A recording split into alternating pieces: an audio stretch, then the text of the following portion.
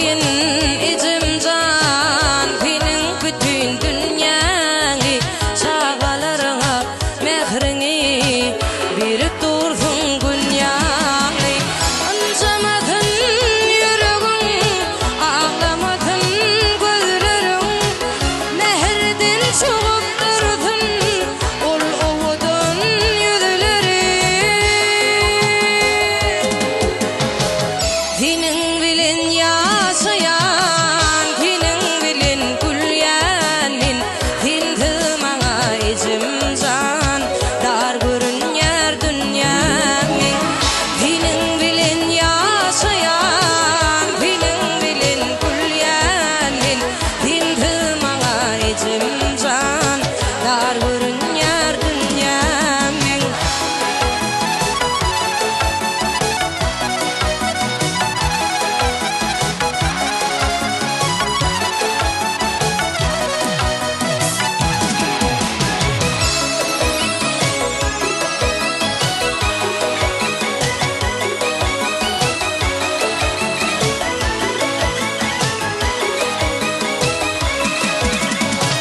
arkamdaki dağım pin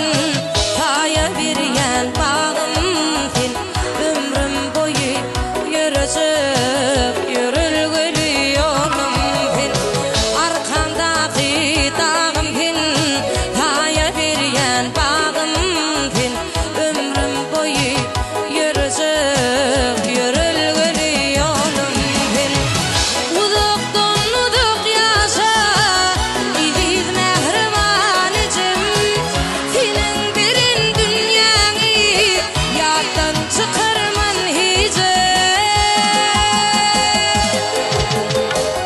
senin bilen yaşayan senin bilen gülyanin hindi mağa ecem can dar görün yer dünyamin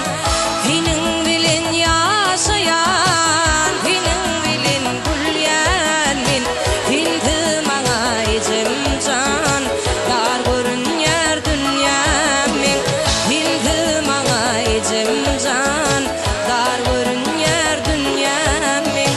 hindi mağa can kele